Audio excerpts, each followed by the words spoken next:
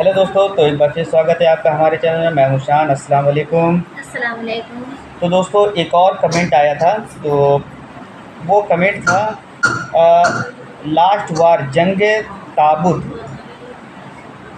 ताबूत की लास्ट वार है ये, सल्लल्लाहु अलैहि वसल्लम लास्ट वार, ये टाइटल है। और ये भी वीडियो का कोहिस्तानी की ही है, ठीक है। तो इस पे भी हम लोग को बहुत ही कमेंट आया था, क्यों जी, ज़्यादा कमेंट आया था। तो जी। वो भी हम लोग फॉलो करेंगे, वीडियो बनाएंगे उस पर भी, ठीक है।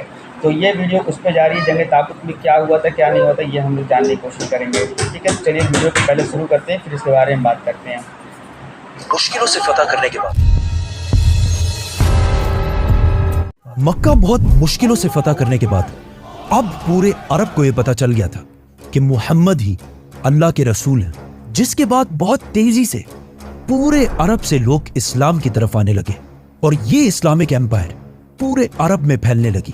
अब मुसलमानों के लिए अरब में कोई भी खतरा नहीं था, लेकिन अरब से बाहर दुनिया की सबसे बड़ी सुपर पावर रोमन एम्पायर अरबों को यूनाइट होते देखकर बिल्कुल भी खुश नहीं थी, जिसकी वजह से पूरी दुनिया में ये बातें फैलने लगी कि बहुत जल्द रोमन एम्पायर मुसलमानों पर हमला करने वाली है ताकि वो अरबों को यूनाइट होने से रोक सके। कुछ लोगों ने कहा कि रोमन्स 40,000 और कुछ लोगों ने कहा कि 1,00,000 की फौज लेकर रोमन्स मुसलमानों की तरफ बढ़ रहे हैं, जिससे मुसलमान हर टाइम अलर्ट रहने लगे कि किसी भी टाइम रोमन्स हमला कर सकते हैं। तो आखिर आप सल्लल्लाहु अलैहि वसल्लम ने हिजरत के 9 साल बाद रोमन एम्पायर से जंग का ऐलान कर दिया और इनके खिलाफ मुसलमानों की एक फौज जमा करना शुरू कर दी। इससे पहले जब भी आप सल्लल्लाहु अलैहि वसल्लम किसी इलाके पर हमला करते तो वो जंग से पहले किसी को भी ये नहीं बताते कि वो किस पर हमला कर रहे हैं। अब हालात इतने खतरनाक हो चुके थे कि आप सल्लल्लाहु अलैहि वसल्लम ने पहले से ही पूरे अरब को ये बता दिया कि हम दुनिया की सबसे बड़ी सुपर पावर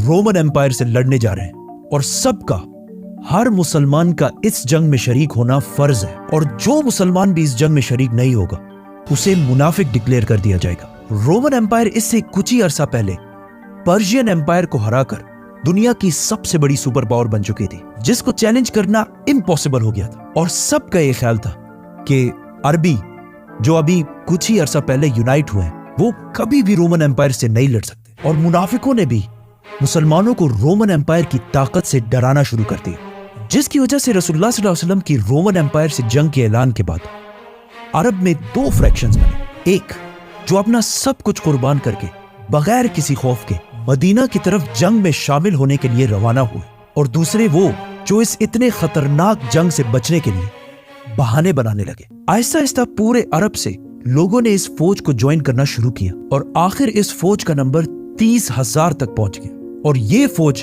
अरब की सबसे बड़ी फौज बन गई। लेकिन इतने बड़े फौज को मैनेज करना भी कोई आसान काम नहीं था, क्योंकि ये जंग मुसलमानों को साल के सबसे गर्म टाइम में करनी थी, और वो भी अरब की गर्मी, जिस वक्त पूरे अरब में कहत फैल चुका था, जिसकी वजह से रसूलुल्लाह सल्लल्लाहु अलैहि वसल्लम ने सारे मुसलमानों से इस फौज के लिए फंड्स इकट्ठा करने की रिक्वेस्ट की, जिसके बाद हर मुसलमान अपनी ताकत के मुताबिक इस फौज के लिए फंड्स इकट्ठा करने लगा।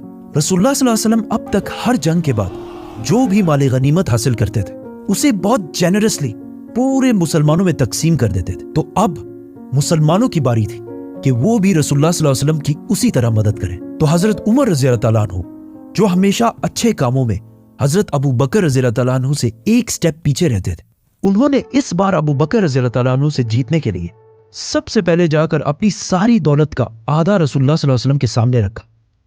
लेकिन कुछ ही देर बाद अबू बकर रज़ी अल्लाह तआला अन्हु अपनी सारी दौलत और अपने घर का सारा सामान लेकर रसूलुल्लाह सल्लल्लाहु अलैहि वसल्लम के पास आए और एक बार फिर हजरत उमर रज़ी अल्लाह तआला अन्हु से आगे निकल गए, जिसके बाद हजरत उस्मान रज़ी अल्लाह तआला अन्हु, जो उस वक्त मदीना के बाजार की सबसे मालदार शख्सियत थी, उन्होंने 900 ऊंट, 100 घोड़े और 1000 दिनार डोनेट किए, और हजरत अब्दुर्रहमान बिन औफ ने भी बहुत सारे ऊंट, घोड़े और माल डोनेट किया।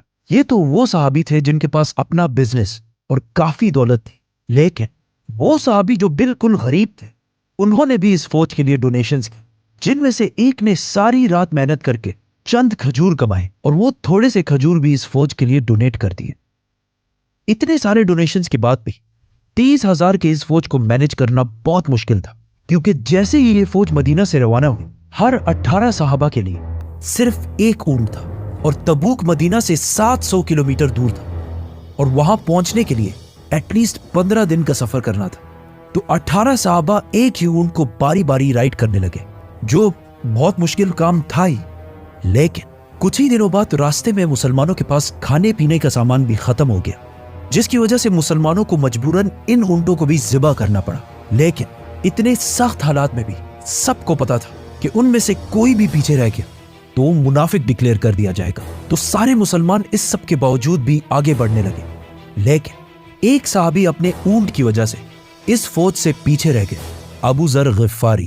تو انہوں نے اپنا اونٹ وہیں چھوڑ کر پیدل تبوک کی طرف بڑھنے لگے. یہ فوج راستے میں آل سمود کے علاقے سے بھی گزری, جنہوں نے ایک زمانے میں پہاڑوں کے اندر بہت زبردست اور عالی شان بلڈنگز بنائی تھی. ان کی تباہی کو دیکھ کر مسلمانوں کا ایمان اور مضبوط ہو گیا. لیکن آپ صلی اللہ علیہ وسلم نے اس علاقے کے پانی کو یوز کرنے سے منع کر دیا. آخر 15 دن بعد مسلمان فائنلی تبوک پہنچ گئے.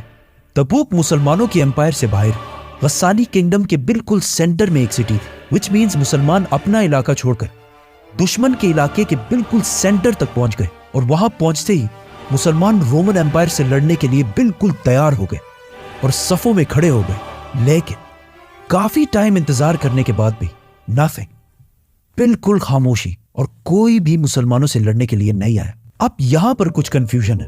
کچھ سکولرز کہتے ہیں کہ رومنز مسلمانوں کی اتنی بڑی فوج دیکھ کر ڈر گئے اور جنگ سے پہلے ہی ان کی فوج ادھر ادھر بکھر گئی, کیونکہ مسلمان اس سے پہلے ہر جنگ میں اپنے سے 3 گنا بڑی فوج سے لڑتی تھی. بدر میں مسلمان 300 اور دشمن 1000, احد میں مسلمان 1000 اور دشمن 3000, اور خندق میں مسلمان 3000 اور دشمن 10,000. اور کچھ لوگ ایسے بھی ہیں جو کہتے ہیں کہ کبھی کسی فوج نے مسلمانوں پر حملہ کیا ہی نہیں تھا, یہ بس افواہیں تھی. جو بھی تھا, اس واقعے کے بعد پورے عرب میں یہ بات پھیل گئی کہ مسلمان فوج لے کر رومن امپائر کے بارڈر تک گئی اور انہیں جنگ کی دعوت بھی دی. لیکن رومن امپائر, دنیا کی سب سے بڑی سپر پاور, مسلمانوں سے ڈر کے جنگ سے بھاگ گئی.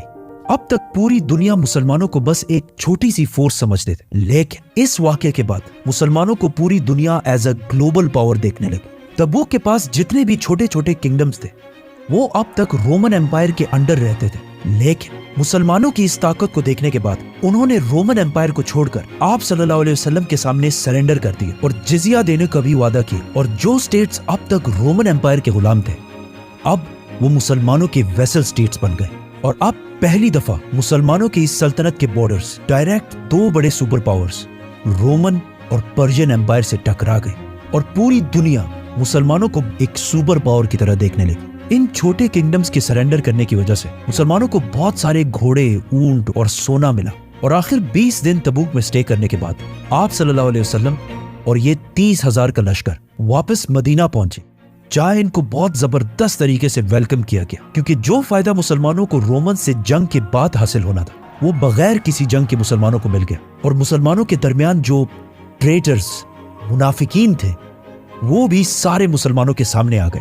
مدینہ پہنچنے کے بعد باقی سارے عرب قبیلے بھی اسلام قبول کر کے اس امپائر میں شامل ہو گئے اور پورا عرب بت پرستی, آئیڈولٹری کو چھوڑ کر ایک ہی اللہ کی طرف آنے لگا. لیکن اس کے ساتھ ہی رسول اللہ صلی اللہ علیہ وسلم کا اس دنیا میں مشن کمپلیٹ ہو گئی, کیونکہ یہ جنگ تبوک رسول اللہ صلی اللہ علیہ وسلم کی زندگی کی آخری جنگ, کیونکہ اس کے کچھ ہی سال بعد آپ صلی اللہ علیہ وسلم کی زندگی کا آخری دن ہے.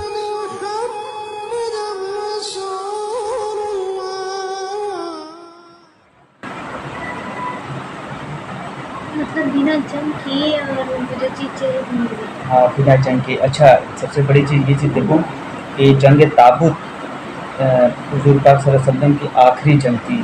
اس کے بعد ان کی وفات, ہاں, اس کے بعد کوئی جنگ نہیں لڑی گئی.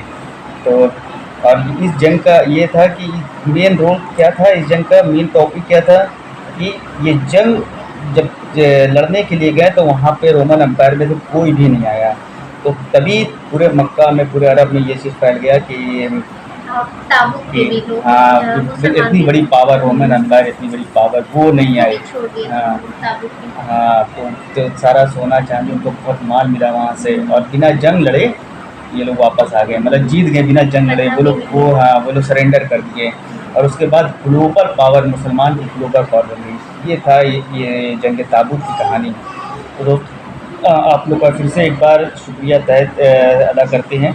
ایک بار اور آپ لوگ نے اچھا کمنٹ کیا اور اس ویڈیو سے کافی کچھ سیکھا ہم نے. جنگ تابوت اور اس سے پہلے بھی ایک ویڈیو کا ہم نے بنائی تھی، اس میں بھی بہت جانکاری ملی، وہ بھی جنگ کی ہی تھی. تو ایسے ہی کمنٹ کرتے رہیے. اس ویڈیو کے بارے میں میری وائف کیا کہتی ہیں؟ نہیں، یہ ویڈیو کا مجھے یہ اچھا لگا ہے کہ بنا خون خرابہ کیے، بنا کوئی وار کیے اور فتح حاصل ہو گیا. سب سے اچھی خاصیت یہ تھی اس یدھ کی. ہاں، یہ جنگ تابوت پہلی ایسی جنگ ہوگی میرے خیال سے جو بنا خون خرابہ کیے، بنا لڑائی کیے جنگ جیت گئے مسلمان. تو یہ دوستو یہ ویڈیو یہیں تک ہے. آگے آپ لوگ کیا کہنا چاہتے ہیں اس ویڈیو کے بارے میں کمنٹ کیجیے، لائک کیجیے، سبسکرائب کیجیے، سپورٹ کیجیے. تب تک کے لیے ملتے ہیں آپ کو نئے ویڈیو میں. اللہ حافظ.